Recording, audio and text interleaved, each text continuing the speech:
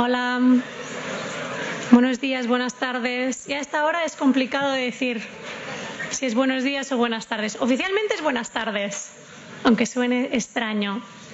Si podéis ir sentándoos en las mesas, en las sillas, podéis además venir cerca, porque hay sitios para todos. Bueno, en esta nueva segunda parte de la mañana nos esperan dos keynotes muy interesantes. La primera es una mesa redonda y la segunda es una keynote, una ponencia de la doctora Nuria Salán.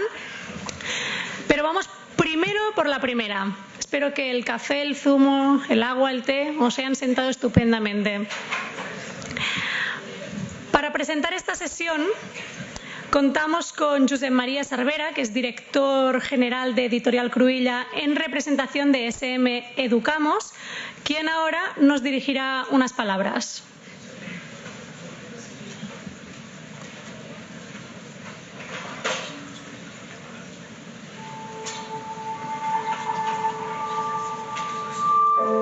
Soy un pequeño milagro, una página en blanco, un camino sin explorar. Quiero ser el futuro del mundo, pero también soy presente. Soy ahora y mañana. Soy uno solo y todos a la vez.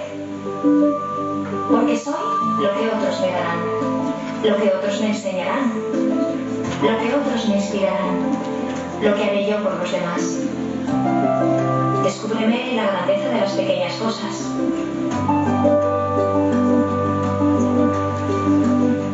Revélame todos los colores, diferentes paisajes, realidades. Enséñame a respetarlas, a valorarlas y a celebrarlas. Acompáñame, dame las palabras, ajústame las alas, pon motor a mi barca. Muéstrame que los límites se pueden traspasar. Invítame a no acomodarme, a anticiparme y a no tener miedo a transformar el mundo. Quiero ser mano que acoge, que cuida, que arropa, que acaricia, que mueve, que guía. Quiero empeñarme en llegar más lejos, en subir más alto, en volar más libre y en pisar más firme. Crecer a ritmo constante o inconstante, pero crecer, siempre crecer. Y es que algún día seré yo quien espere y guíe a los que vendrán tras de mí, porque soy aprendizaje continuo, porque soy movimiento infinito.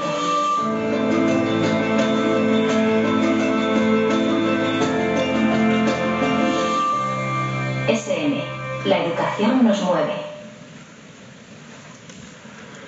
Buen día, buenos días. Gina, yo voy a decir buen día, buenos días. Todavía considero que estamos por la mañana. Espero que el café os haya activado, porque ahora vamos a hablar de neurociencia y educación. Y creo que es lo suficientemente interesante, va a ser interesantísimo, estoy seguro, para que nos activemos todos. Es un placer desde Cruïlla y SM dar paso a esta mesa redonda sobre neurociencia y educación, ya que ambas empresas trabajamos bajo el paraguas de la Fundación SM. Nuestra fundación hace años que está investigando con atención la neurociencia para analizar cómo puede ayudarnos en la mejora del aprendizaje de las personas y, más en concreto, de las niñas y de los niños. Desde Cruïlla y SM colaboramos muy estrechamente con la Fundación para introducir dichas mejoras en nuestros contenidos. Y también hemos publicado varios libros en nuestra colección de innovación educativa, para de esta manera aportar nuestro pequeñito granito de arena en el mundo de la educación. En esta línea colaboran con la Fundación SM Marta Portero, Álvaro Bilbao y Ana Forés. Sin ir más lejos, hemos trabajado en los 2 últimos años en 2 congresos de neurociencia, uno que se realizó en Tarragona en el 2017, el EduMind Up, y otro que hicimos el año pasado con el Colegio Santo Ángel en Gavà, en el 2018. De esta manera, queremos agradecer al ITWOL Edu la posibilidad de este año de hacer una mesa redonda sobre neurociencia y educación. Así que muchas gracias.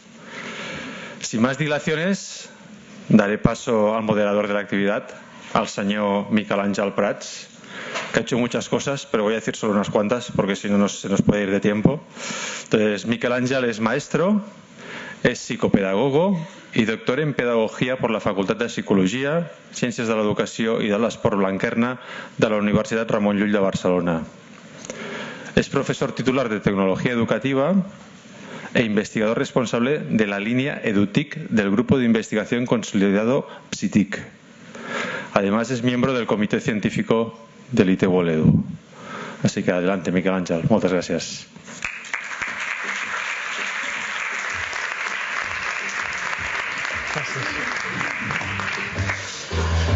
Molt bé, buenos días, buen día. Desde el Comité Científico, cuando nos planteamos el diseño del programa, quisimos, en un primer momento, sobre todo, plantear qué importancia tenía en estos momentos todo el tema de la neurociencia y de la neuroeducación. ¿Y por qué? Porque entendíamos, sobre todo, que el mejor instrumento tecnológico que tenemos a nuestro alcance es nuestro cerebro. Esto en primer lugar. Y para ello también recordaba unas palabras de un profesor de mi facultad, de la Facultad de Blanquerna, en que siempre nos recordaba, el doctor Francesc Rovira, que antes de pasar por el cerebro, primero pasa por el corazón. Es por ello que, si me queréis acompañar, por favor, podéis subir. Nos acompañan y es un placer tenerlos aquí. Os aseguro que vais a disfrutar. A la doctora Rosa Casafón, es profesora, escritora y doctora en medicina asistencial y experta en la aplicación del método TAVIT. Muchas gracias. Gracias a vosotros. El doctor Francisco Mora, que es profesor honorífico de la Facultad de Medicina de la Universidad Complutense de Madrid. Muchas gracias, Francisco, también por estar aquí con nosotros esta mañana. Encantado. Y por último tenemos también a la doctora Luz Rello. Luz, buenos días. Y ella es fundadora y CEO de Change Dyslexia. Y muchísimas gracias también por estar aquí los tres en esta mesa redonda. Antes de nada, había pensado de haceros participar. Por tanto, os pido, por favor, que saquéis vuestros dispositivos móviles y os queremos pedir lo siguiente, para que dé paso a lo que, en este caso, entiende el público sobre qué tres palabras, fijaos, entrar en Menti, poner este código y si pasáis, pasar a la página siguiente, por favor. Explica en tres palabras qué te sugiere el término neurociencia. Porque ante el término neurociencia probablemente los imaginarios son múltiples. Y nos gustaría empezar también esta mesa redonda conociendo, para empezar, qué es lo que entendéis sobre neurociencia. Por lo tanto, tan pronto como entréis con este código y pongáis tres palabras, se irá formando de forma plástica una nube de palabras en las que podemos ir también teniendo idea exactamente de lo que en este caso vais participando. Yo sin más os voy a explicar exactamente también las partes de esta mesa redonda. Cada uno de los ponentes va a tener, en primer lugar, 7 minutos para exponer sus ideas, sus principales ideas sobre su campo, en este caso, de expertitud. Después van a tener 3 minutos para explicar y para responder una pregunta en la que yo creo que todos estaremos muy de acuerdo, no os la quiero avanzar aún. Y por último, vamos a dar también, en este caso, apertura al público para que podáis, en este caso, participar y el debate también se centre en que ellos también os puedan responder aquellas dudas que creáis que podemos, en este caso, tener. Fijaos que en este sentido, sobre todo, hay cerebro, aprendizaje, conocimiento, conexiones, neurona, sale por ahí, pero fijaos que las dos palabras que están saliendo en un relieve bastante importante, ya somos 119, 125, van subiendo, son cerebro, aprendizaje sobre todo, cerebro y aprendizaje son las dos palabras que en este caso van saliendo como más de relieve. Dicho lo cual, como esto en principio van participando, la gente va poniendo, os invito a que ya podáis, por favor, Rosa, cuando quieras. ¿Sí? Sí. Bien, pues vamos a empezar. Es un placer estar aquí con todos vosotros y aportar lo que me toca decir hoy aquí y que después podamos reflexionar juntos sobre... podemos poner ya la presentación cuando queráis. Fijaros bien, esta mesa es neurociencia y educación y nos plantea expectativas y nos plantea también importantes consecuencias. Si miramos por qué nos plantea expectativas y nos plantea importantes consecuencias, es porque estamos mirando cosas que nos gustan, cosas que queremos incorporar como beneficio y entonces nos genera entusiasmo, o temor, cuando vemos realmente las consecuencias que puede haber de algo que podemos no asimilar de una forma saludable. Por tanto, quería hacer un inciso pequeño, de que la ciencia es un proceso de colaboración, pero cuando nosotros no maduramos desde los valores, caemos en el pensamiento competitivo y eso interfiere en ese proceso de avance. Por tanto, yo creo que estamos aquí precisamente, al menos nuestra mesa está aquí para ahondar un poco en ese autoconocimiento que nos permitirá regular desde la salud y desde el conocimiento lo que realmente supone la tecnología dentro del mundo educativo y dentro de la sociedad. Porque los cambios tecnológicos vuelan. El estudio del impacto que la tecnología produce en nosotros va a paso de tortuga. Pero la regulación, y no solo la regulación desde la legislación, sino también desde los padres que tienen una cierta educación, va a paso de caracol. Y eso implica que aprendamos que nuestro cerebro es un cerebro espectador y que constantemente está observando quién tengo fuera, las caras, los cuerpos, es capaz de interpretar metáforas, es capaz de comprender qué es lo que piensa el otro, qué es lo que siente el otro, y no solo eso, conecta esas áreas y además apaga esta otra. ¿Para qué? Para centrarnos en lo que pasa fuera. Nuestro cerebro no solo es espectador, sino que es plástico. Es plástico y cambia con cada experiencia. Y esa experiencia es lo que configurará esos procesos emergentes que fluyen de ese cerebro que ha salido como mayoritario cuando Miquel Ángel ha hecho la pregunta. Esos procesos emergentes que configuran nuestra mente, como pensar, imaginar, soñar, tomar decisiones. Todas estas funciones son interdependientes, conscientes o inconscientes. Y eso es lo que configura nuestra mente. Y eso cambia. Cambia y cambia no solo porque cambia el cerebro, sino se expresa, se crea y se recrea a través de cerebro y cuerpo. Porque el cuerpo también es muy importante. Y el cuerpo influye en ese cambio, en esa transformación constante. Nuestro desarrollo, aprendizaje y potencial depende, pues, de los estímulos, de nuestros sentidos, depende de los referentes que somos para nuestros niños y niñas o para nuestros semejantes o de los referentes que hemos tenido, depende de nuestra actitud y nuestros hábitos, depende de las capacidades y habilidades que podamos adquirir a lo largo de las etapas de desarrollo, que son diferentes. Y también interviene nuestra genética y no solo ella. La epigenética, que es el cambio de la función de nuestros genes gracias al entorno. Eso configura nuestro ser y lo abordamos a través de la acción. Y en esa acción hay estímulos que son enriquecedores, como cuáles: la novedad, la diversidad. Otro más, retos. Esos tres favorecen nuestro entreno cognitivo y eso las nuevas tecnologías nos lo aportan. ¿Qué más? La mejora de la atención de estímulos rápidos. Somos capaces de atender más cosas a la vez, pero tantos puede condicionar una pérdida, ya lo veremos. Y la accesibilidad o la expansión. Todo eso estaríamos de acuerdo que es positivo.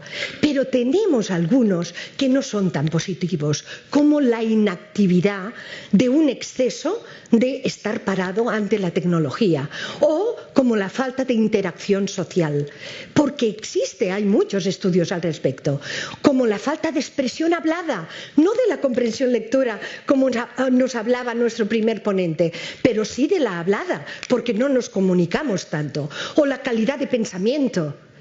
Se enrarece la calidad de pensamiento también, o la adicción o el estrés. Eso condiciona también un poco contacto con la naturaleza, y no hablemos de la ilusión de corporación. ¿Con qué? Con juegos violentos, por ejemplo. Podemos llegar a tener o a sentir que somos el avatar con el que estamos jugando, y por tanto, si es violento, puedo adquirir esa tendencia. Ese hacer negativo, que tenemos que tenerlo en cuenta si queremos avanzar desde la salud y desde el conocimiento, puede interferir nuestro ser. ¿Por qué? Porque tenemos que evitar el estrés que produce. El estrés contemporáneo no es igual que el de los ancestros. Nuestro estrés contemporáneo depende de la novedad excesiva, de lo no previsible, de la sensación de poco control o de la amenaza de la personalidad. El que me contradigan ya puede ser una amenaza de la personalidad. Y ese estrés es sutil, va a goteos y no me doy cuenta, y puede ser tan ilusionante que puedo tener un empache de esto. Ese estrés que producen nuestras estructuras en la primera infancia daña el hipocampo. ¿Y qué pasa? Puede apagar las emociones o puede dar un déficit de atención o colaborar a él. En la adolescencia daña la corteza prefrontal, la corteza cingulada anterior y la ínsula, implicados en emociones complejas, en la empatía. Pues bien, ese hacer que configura nuestro ser influye en la función de nuestros genes, y eso da cambios en nuestro comportamiento, en nuestra cognición y en nuestra salud o enfermedad. Por tanto, os invito a que reflexionemos. Muchísimas gracias.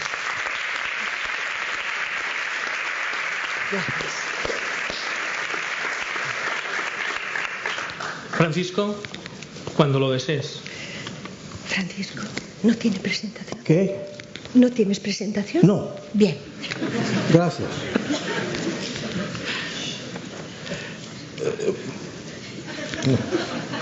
Buenos días. La verdad es que tras la presentación de Rosa me he quedado diciendo, ¿y ahora qué digo yo? No solo ha hecho una presentación brillante, sino que la ha acompañado de unas transparencias o de unas PowerPoint que han sido fantásticas. Y la verdad es que, lógicamente, lo que iba a decir yo, en alguna medida, teniendo como común el cerebro, va en la misma dirección. Pero tal vez el matiz mío sea más pobre que el de ella, así que me tendrán ustedes que perdonar. Verán ustedes, hoy en el mundo como emergente se habla de neuroeducación. En el contexto de lo que se avecina y ya está aquí con nosotros, que es una nueva cultura. La cultura que hemos estado viviendo se está muriendo aceleradamente. Y está emergiendo una nueva. Al amparo de esa nueva cultura ha nacido la neurofilosofía, ha nacido la neuroética, la neuroeconomía, que es la teoría de las decisiones, la neuroestética y ahora la neuroeducación. Por tanto, la pregunta inicial es esa. ¿Qué es neuroeducación? Y la definición es una nueva aproximación a la enseñanza y a la educación, o instrucción y educación, desde la perspectiva de tomar ventaja de cómo funciona nuestro cerebro. Es una dimensión para quedarse, no es una nueva moda. Todo lo que significa aprender y memorizar, todo lo que signifique educar, significa transformación del cerebro. Y eso, ¿se oye bien? Sí. Y eso, pues tiene que ver evidentemente con lo que somos.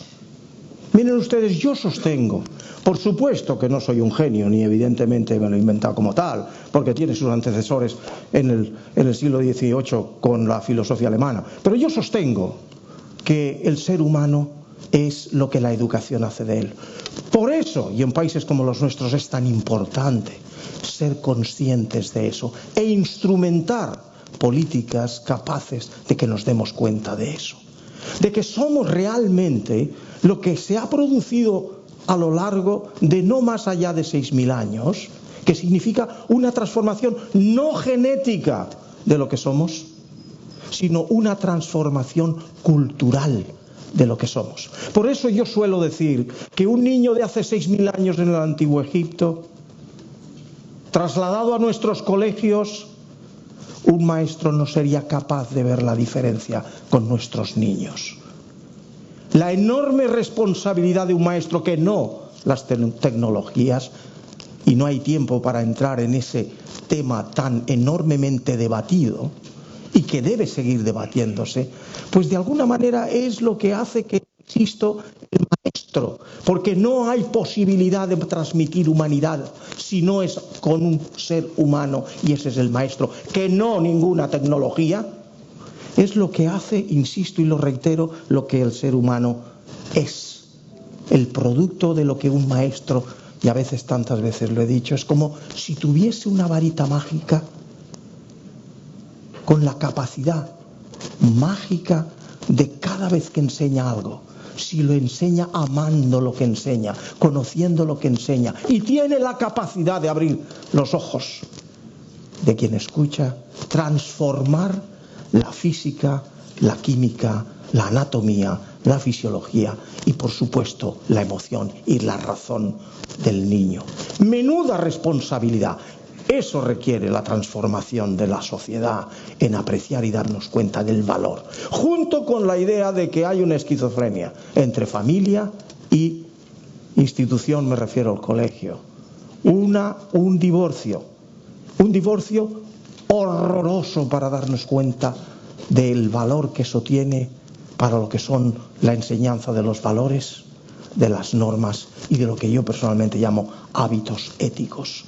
Esa transformación es necesaria y no llega. La familia, junto con el colegio, debe institucionalizarse. No como hasta ahora, que se llama al maestro para mí, o el maestro llama a la madre o al padre para decir, ha pasado esto, resulta. No, institucionalizarse, porque los valores que se instrumentan no se pueden transmitir a los niños en un colegio, que no son los mismos, parecidos o desde luego en la misma línea que los que dicen la familia. Se crea de base, aunque sea inconsciente, una estructura que no permitirá nunca que podamos construir seres humanos éticos. Eso requiere, insisto, la ética, la base fundamental de lo que nos puede hacer ciudadanos honestos, que no sabemos eso lo que es, y menos en este país. Fíjense ustedes que hasta la técnica me ha ayudado en el énfasis que le pongo. Es trascendente, y por eso aplaudo estos foros, y por eso me pateo toda la piel de nuestro país, Europa y América, con la finalidad de que llegue con la pobreza, con lo que yo lo puedo transmitir, pero que llegue, y al menos algunos parece que por lo que recibo, pues evidentemente sé que se escucha. En definitiva, me he puesto tan enfático y conviendo con lo de Rosa, que no te he agradecido, Miguel Ángel, la presentación, el que se haya podido hacer esto, pero lo digo ahora. Y por tanto el valor debiera ser el mismo, si no lo es, lo siento.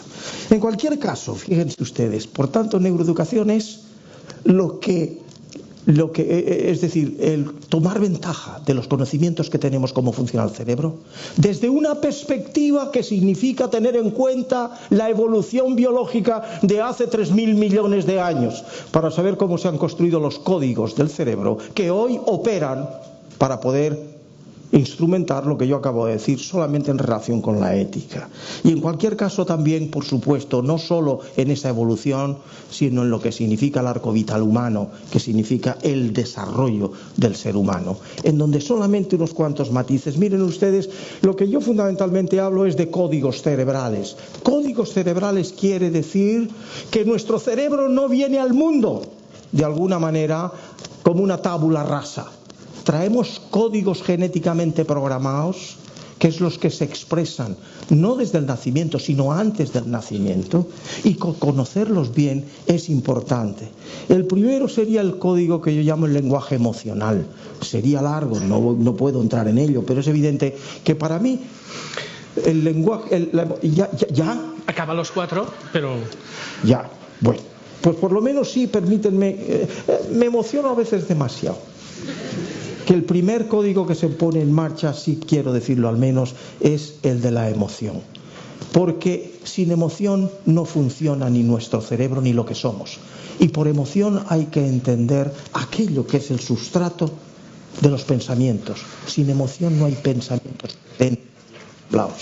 Sin emoción no hay decisiones acertadas. Sin emoción no hay aprendizaje y memoria. Y sin emoción no hay sentimientos. Porque la emoción, o el sentimiento mejor, es la conciencia, el saber de una emoción.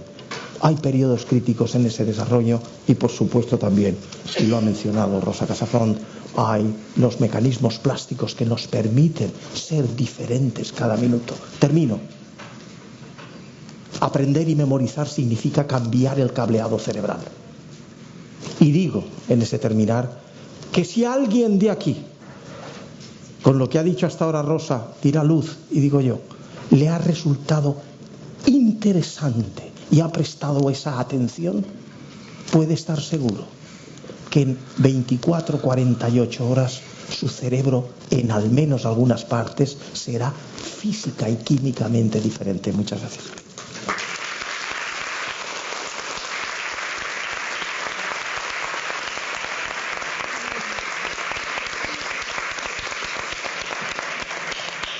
Luz, cuando quieras. Muy bien. Pues os voy a contar pues ahora un caso pues muy práctico de neuroeducación. Vamos de lo que es lo general a algo muy muy práctico. Veamos a ver. Tin, tin, tin. Bueno, bien. Había que poner un cerebro, ¿no? Esto es neuroeducación. Un caso muy práctico. La dislexia. Vale. La mayoría de vosotros aquí sois maestros, o sea que más o menos tenéis que estar familiarizados sobre lo que es la dislexia. Se presentan dificultades de lectoescritura, sabéis que tiene un origen neurobiológico en el cerebro y debéis de saber, todos vosotros, y si no, ya os lo digo yo, que no está relacionado con la inteligencia general. ¿Eso nos queda claro a todos? Decidme que sí, por favor. Bien. ¿Y qué pasa con la dislexia? Que es un trastorno oculto, es decir, que es muy difícil de detectar porque a los disléxicos pues no se nos nota. Yo tengo dislexia y no se me nota, ¿verdad? No. Y hay un montón de gente que tiene dislexia por ahí que tampoco se le nota. Y no se nos nota porque al mismo tiempo que no está relacionado con la inteligencia general, desde que somos pequeñitos pues vamos desarrollando un montón de estrategias para ir compensando lo que no nos damos cuenta que se trata un problema en realidad de codificación y de lectoescritura. Un 10% de la población. Vale, pues llevo y voy a estar 6 minutos para contaros 9 años y yo creo que lo voy a conseguir. Llevo toda la vida buscando una solución para la dislexia y lo que más odiaba de todo el mundo mundial durante los primeros 15, casi 20 años de mi vida fueron las faltas de ortografía, porque me hacían suspender, ¿vale? O sea, los errores es lo peor, la muerte, la destrucción, o sea, lo odiaba. Y trabajé muchísimo, pero muchísimo, aprendía listas de palabras de memoria, una barbaridad, o sea, no, para poder por fin eliminar las faltas de ortografía, eliminar los errores y poder llegar a ser investigadora, que en el fondo eso era mi sueño y era lo que yo quería ser. Pues bien, tras 9 años de investigación, los 3 descubrimientos más importantes que hemos realizado han sido precisamente, adivinad, sobre faltas de ortografía. Ahí estaba. Vamos con el primero. El primero es que las faltas de ortografía, los errores de las personas con dislexia no son aleatorios, no son arbitrarios. Podría parecer, ¿no?, que nos confundimos pues de manera al tuntún. No, dentro de esos errores hay información sobre la dislexia que no conocíamos antes. Es decir, si tomamos una gran cantidad de datos, estamos hablando de datos de 32.000 usuarios jugando a juegos en un ordenador, y los analizamos, descubrimos que ahí hay información nueva sobre la dislexia que no conocíamos. ¿Por qué? Porque los errores son manifestaciones de nuestras propias dificultades. Segundo descubrimiento. ¿Qué pasa si unimos estos patrones de comportamiento que hemos encontrado en los errores y que son manifestaciones de nuestras habilidades cognitivas, lo unimos con modelos de aprendizaje automático, que es un tipo de inteligencia artificial? Pues lo que pasa es que seríamos capaces, y lo somos, de detectar riesgo de dislexia utilizando pues un pequeño test en forma de videojuego. Y la tercera cosa, ¿qué pasa si tomamos esa información que hemos encontrado en los errores, ¿de acuerdo?, ese conocimiento nuevo, aplicamos estos modelos de aprendizaje automático, de inteligencia artificial, y ahí esto lo relacionamos con las habilidades cognitivas que sabemos que se pueden extraer a través de un ordenador? Voy para allá. Lo que pasa es que estos errores unidos a estos videojuegos sirven para ayudar a mejorar las habilidades cognitivas de las personas con dislexia. Y de hecho hemos hecho una evaluación longitudinal en colegios, ahora se está utilizando en 107 colegios en la Comunidad Autónoma de Madrid y 14 colegios en el País Vasco, y ahí lo están comprobando. ¿Qué hemos hecho con esto? Pues lo hemos integrado en una aplicación que se llama Detective, que podéis acceder a ella, está libre en internet, en changedyslexia.org. ¿Y qué casos prácticos hemos hecho en colegios? Pues primero, con 40 colegios públicos aquí en España, vimos por fin cuál es la estimación de la dislexia en los colegios. Porque, claro, se habla de un 10% y dices, ostras, de un 10%. Vale, pues no, ya. Datos empíricos utilizando Detective. ¿Cuántos disléxicos hay en vuestras aulas? Pues, a ver, a medida que van creciendo, pues esa estimación va bajando. Eso significa que estáis haciendo las cosas pues muy bien en las aulas. Pero aún así, en todas vuestras aulas hay 2, 3 niños con dislexia. ¿Y qué hemos hecho? Vamos a ver. ¿Y qué estamos haciendo ahora? Pues ahora todo esto que os he contado súper comprimido lo podéis utilizar, y hemos creado Change Dyslexia, que es esta empresa social que lo que hacemos es unir toda esta investigación que hemos hecho en los últimos 9 años para ponerlo al servicio de las personas con dislexia. ¿Para qué? Para superar las 3 barreras de la dislexia. La primera, el desconocimiento. La inmensa mayoría de las personas que tienen dislexia no saben que tienen dislexia. Es una dificultad oculta. Para eso tenéis este test gratuito, científicamente validado, que lo han utilizado pues más de 200.000 personas. La tercera barrera, como sabéis, son las dificultades de lectoescritura, el bajo rendimiento escolar. Y para eso está Detective U, que ahora mismo lo están utilizando en 107 colegios públicos en la Comunidad Autónoma de Madrid, y esperemos que pronto en muchas otras comunidades. Y finalmente, las barreras socioeconómicas. Porque sabéis que superar la dislexia es caro, ¿no? No todo el mundo puede costearse un tratamiento. Es una cosa cara. Hay barreras socioeconómicas y esto es tremendo. Y para eso lo que estamos haciendo en Change Dyslexia pues es ofrecer becas a las familias que no se pueden costear la herramienta, y ahora mismo pues hay más de 300 familias becadas. ¿Y qué vamos a hacer después? Pues bueno, salimos del laboratorio, creamos esta empresa social. ¿Cuál es el siguiente paso? Pues el siguiente paso es que lo que estamos viendo, ¿os acordáis de todas esas habilidades cognitivas, ¿no?, relacionadas? Que lo que estamos viendo es que los niños con dislexia, al compensar, van desarrollando otras fortalezas cognitivas, memoria visual, memoria... Y lo que estamos haciendo ahora es analizar y estudiar esas fortalezas que tienen los niños para poder de alguna manera detectar las dificultades, pero no en función de lo que hacen mal, sino en función de lo que hacen bien. Para que cuando a ti te den los resultados de un test te estén dando las buenas noticias y no las malas noticias, porque la verdad es que cuando es pequeño y recibes un test eso es un bajón. Y en eso estamos. A ver si conseguimos hacer un detector de fortalezas para todos vosotros. Gracias.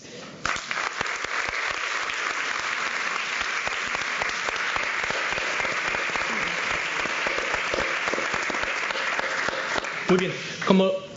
Sobre todo la gente que nos acompaña hoy, el público asistente, son maestros y os tienen aquí delante. Además, vosotros sois expertos en cada una de vuestras materias.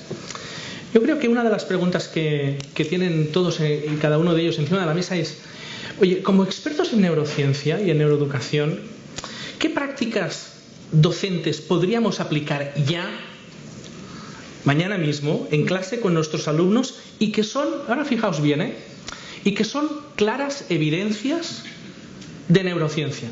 Que son claras evidencias. Porque hay veces que el tema de las evidencias científicas en nuestro sector lo llevamos un poco así. Regulín. Sí, eso, regulín. ¿Nos podéis ayudar, por favor? En tan solo 3 minutos.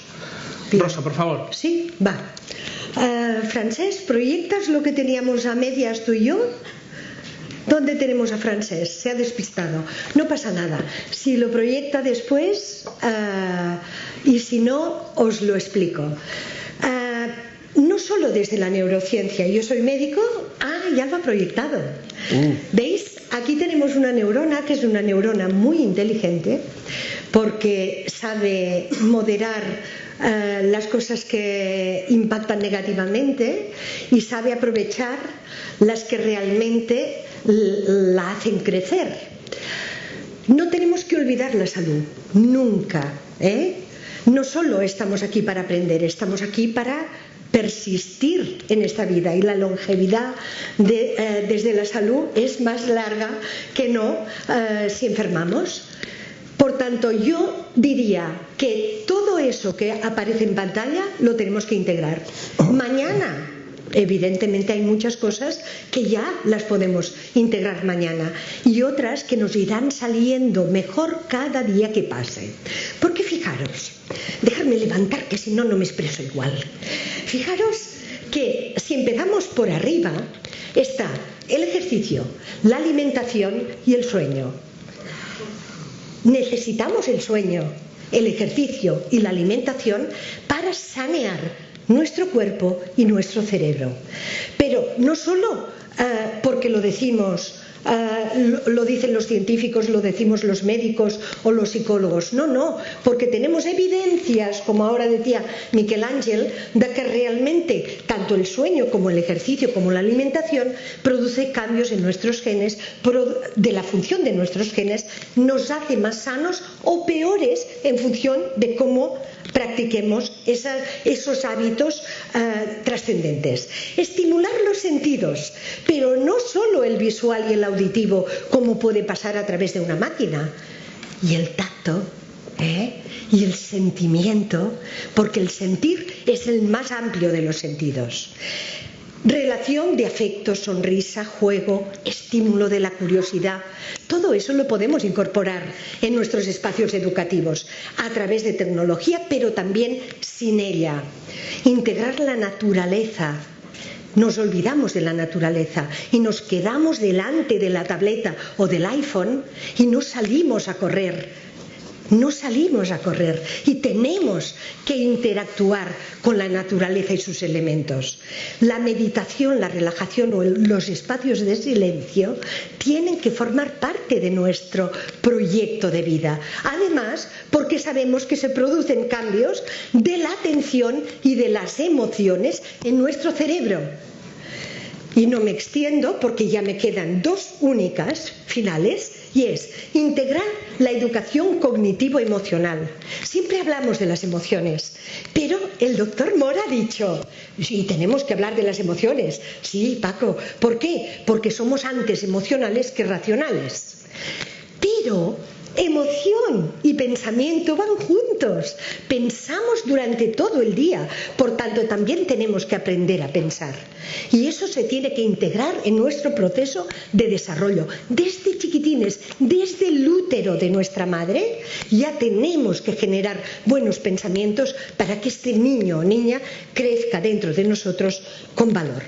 Y nos queda el cambio de atención y ya estamos. El cambio de atención, que es fundamental, porque nuestra atención es o automática o voluntaria. La voluntaria la podemos dirigir, la automática nos la decide la emoción. Por tanto, como educadores, tenemos que facilitar la emoción, pero no la negativa, que también grava, porque mata, sino la positiva, la que integra, la que construye. Y yo creo que ya es suficiente, porque han pasado los 3 minutos, Sí. ¿verdad? Sí. Muchísimas gracias.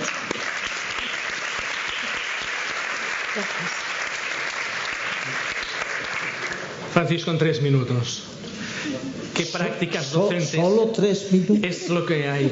Bueno, a mí no me volváis a invitar con Rosa Casafont, sobre todo si va delante. Pero lo tendremos en cuenta. No, muchísimas gracias. ¡Ey! Porque claro, ¿qué digo yo después? ¿Qué digo? Sumamos, Dicho así. construimos. Pica aquí, doctor, pica aquí. Pica aquí. Como habéis podido ver, la preparación ha sido tremenda, ¿eh? Por supuesto. Y además es una bonita introducción. Veréis, ¿qué quería yo matizar aquí en este contexto de los 3 minutos? Pues simplemente el resaltar, el que todos sabemos, que la atención, por lo menos para lo que entendemos por memoria explícita, memoria de conciencia, memoria episódica, ayer vi a fulano y le hablé de este tema y demás, pues requiere eso, la atención para que tú puedas memorizar y luego recordar. Y eso es lo que hemos resaltado siempre en aquello que hemos dicho de al niño hay que pedirle la atención constantemente. Mira, y hay veces que yo digo, por Dios, pero ¿no te das cuenta que hay muchos maestros, y perdón, por lo menos alguno, que no tiene del todo esa capacidad de abrir los ojos a los niños? Pues bien, la atención es secundaria a lo que es fundamental, que es el chispazo emocional que llamamos curiosidad. La curiosidad es una activación del sistema límbico emocional que pone en marcha y abre las ventanas de la atención, pero de una manera secuencial, automática e inconsciente. Tú haz interesante lo que enseñas y verás cómo al alumno no le tienes nunca más que pedir que preste atención. Es automático, es lo que yo he constituido, o se ha constituido sin yo, un meme. Cuando yo os digo, si alguna cosa yo desde luego digo que pueda ser interesante, lo sería y prestaríais atención a lo que digo si sale una jirafa por allá atrás y se pierde por allá. Claro que no me prestaríais atención. Prestaríais atención a la jirafa. Porque eso es interesante. Porque eso rompe la monotonía de lo que es absolutamente el entorno. Y eso es importante, tan importante, que nos llevaría tan lejos como para deciros que viene programado genéticamente desde hace como poco con los mamíferos, hace 400 millones de años. La curiosidad. Maestro, haz curioso lo que enseñas y verás el rendimiento mental de tu alumno. Pero hablando de la atención, lo que hay que saber también es que la atención no dura más allá de 10, 15, 20 minutos para el rendimiento mental máximo. Y ahora me miraríais a mí y decías, oye tío Berzas, todo lo que estáis haciendo aquí durante 1 hora, como si solo son 10 minutos, ¿estáis esperando que prestemos atención? Sí, o por lo menos aquí ya me destaco yo, me perdonáis. Porque hoy sabemos científicamente que cuando se tienen esos 10-15 minutos de atención, cae inmediatamente y desciende la atención. Si sigues hablando de exactamente la misma temática programática que es la académica en una clase. Lo que hay que hacer es romper el discurso a los 10 minutos, 15 minutos en cada clase, durante 1 minuto o quizá máximo 2, con un tema que no tenga nada que ver con aquello. Sea una fotografía, sea un chiste, sea como yo he dicho la jirafa, y sobre todo y, si es posible, haciendo sonreír o reír a la audiencia. Hemos visto que la atención, cuando esos 15 minutos ha caído, vuelve a subir otra vez y se pone en disposición de poder atender lo que programáticamente es el discurso académico. Eso es muy importante. Yo me parece que os he hecho reír de vez en cuando un poquito. Egoístamente, porque me sé el truquito, pensando en que evidentemente después vendríais a prestarme atención, y aparte de las tonterías que haya podido decir, pues centrando un tema que yo creo que es central y curioso, porque con la atención que entra a aprender y memorizar, automáticamente la maquinaria se pone en marcha, la de aprender y memorizar. Y si clasificas bien lo que aprendes y memorizas, creas el conocimiento. Eso es lo que pretendemos con el máximo rendimiento mental. Eso es lo que nos aportan las neurociencias, junto con infinitas más de 26 que podríamos enumerar una detrás de otra. Pero aquí, llave central al conocimiento y a lo que pretendemos en instrucción y educación es: convierte, maestro, siempre, hasta lo soso, en interesante. Y el discípulo te agradecerá, como hizo Albert Camus con su maestro en la lección del premio Nobel. Con emoción en la mano dijo: gracias, maestro, por lo que hiciste para mí, porque eso que hiciste es lo que hoy haya llegado yo al culmen del aplauso en el mundo. Gracias, maestro.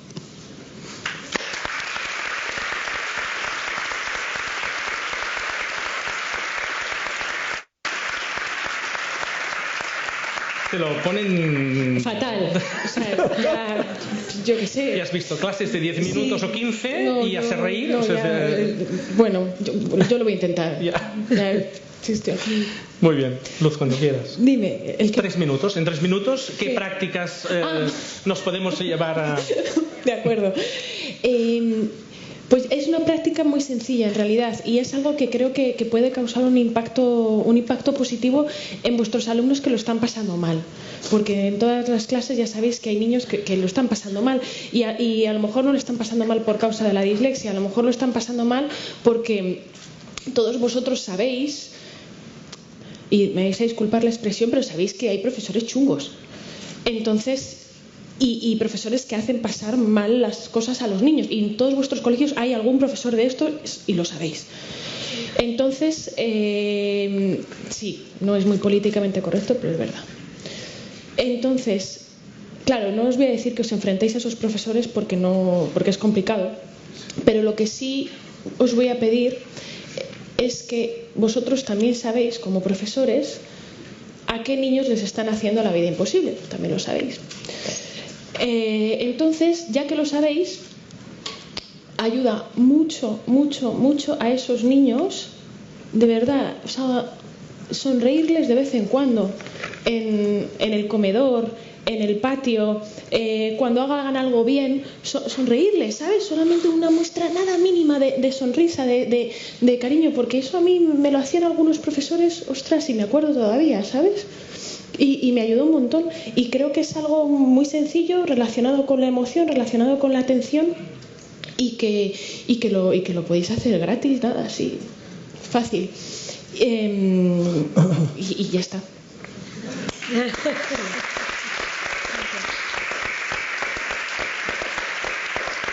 Bueno, yo creo que ahora tendríamos ni que sean un par o 3 de minutos para dar la voz al público, si os parece. Pero yo creo que es interesante que algunos de vosotros quizás tenéis alguna duda y queréis aprovechar también para hacer alguna pregunta, alguna cuestión. Mira, por allí tenemos una pequeña intervención. Os voy a pedir, por favor, que los que intervengáis digáis de qué centro, de dónde venís, etcétera.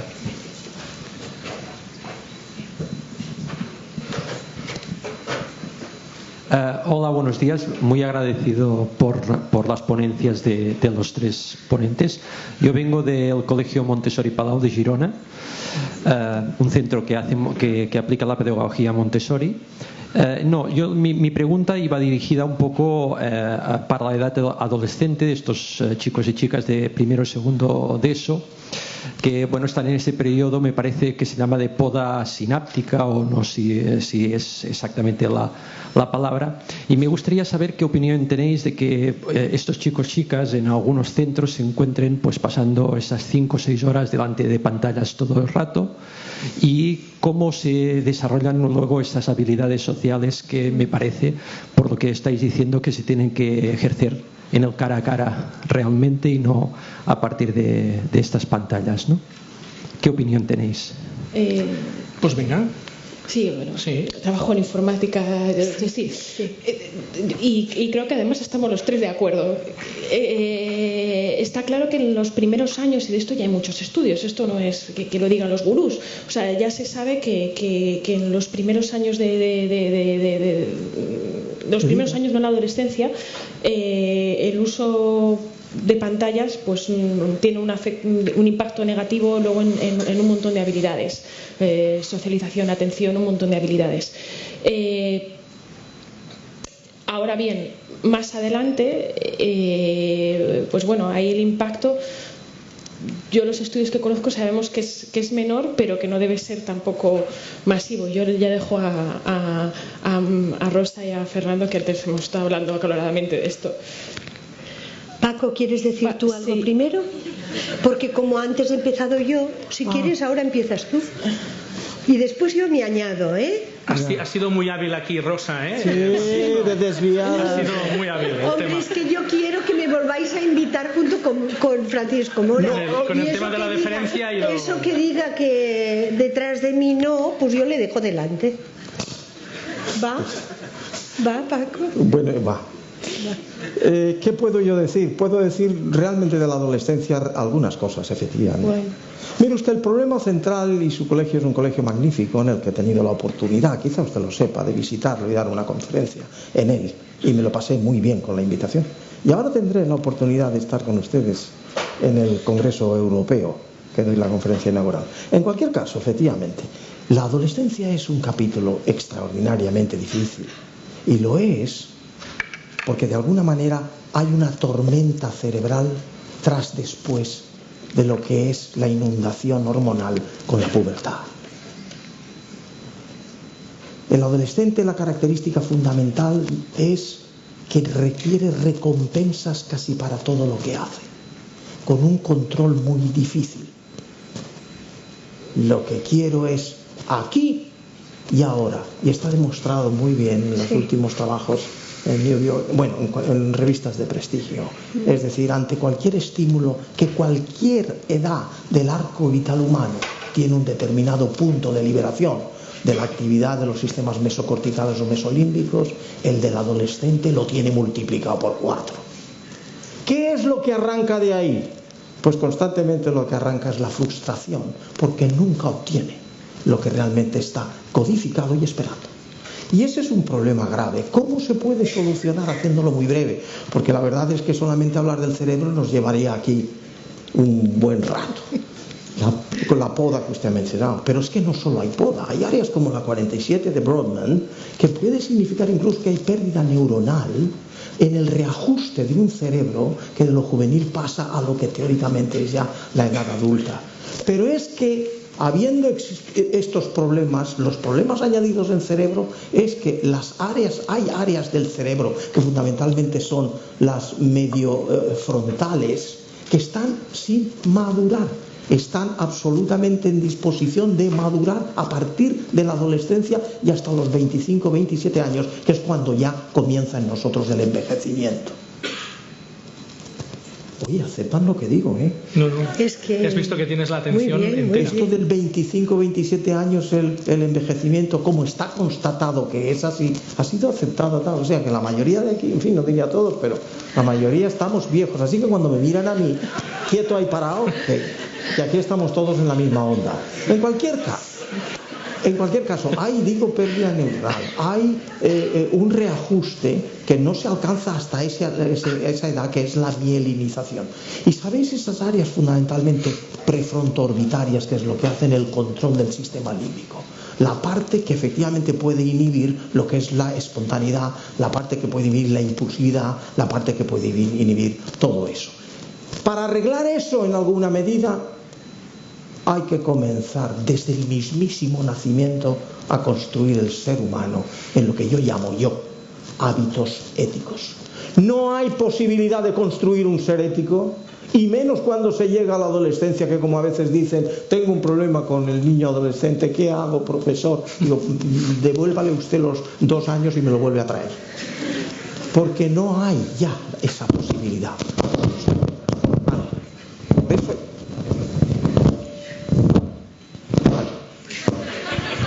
No me lo han arreglado bien, ¿eh? Es que les estaba contando que efectivamente en una ocasión tuve que tener este problema, y nada menos que haciéndome la otorgación. ¿Debe ser la barba? Ah, aquí. That's intelligent, thank you very much. Muchas gracias. Efectivamente, les decía que esto me ha pasado en un acto en el que tuve, el honor de recibir un doctorado honoris causa en América, y era todo el tiempo así. Lo pasé fatal. Digo, que me pase esto a mí en el único distinción que he tenido en la vida, demonios. Pero en fin, puesto esta parte, la cuestión del adolescente, me he pasado. Rosa.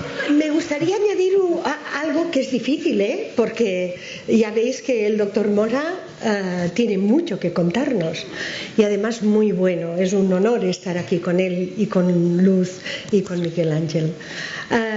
Yo diría que es verdad, claro, es mejor empezar desde pequeñitos, para que cuando lleguen a la adolescencia, que hay esa revolución y esa poda, como decías tú muy bien, pues ya no cueste tanto, ¿no?, acompañar su construcción. Pero como la realidad es que nos llegan como adolescentes sin que podamos haber influido en ese proceso de neurodesarrollo, es como cambiar las 4 ruedas de un autobús en marcha. No podemos pararlo. Entonces, ¿yo qué diría? Que el adolescente, que sí que necesita este efecto de recompensa inmediato y no puede esperar y creará hábito, y la oportunidad la volvemos a tener en el vínculo con ese adolescente, que vuelve a ser la emoción, porque ha de ser un vínculo saludable, ha de ser un vínculo que cree confianza. Si somos referentes y somos educadores, que realmente somos capaces de tener capacidad de ayuda para ese adolescente, seguramente podremos reconducir, si llega a adquirir hábitos, aunque no sea en nuestro ámbito educativo, que llegue a adquirir hábitos que no son buenos, ¿no? Por tanto, el vínculo emocional, y como añadidura a todo lo que ha dicho el doctor Mora y Luz. Escuchad, ya no tenemos más tiempo. Un verdadero placer. Muchísimas gracias a los tres, a Rosa, vosotros, Francisco y a vosotros.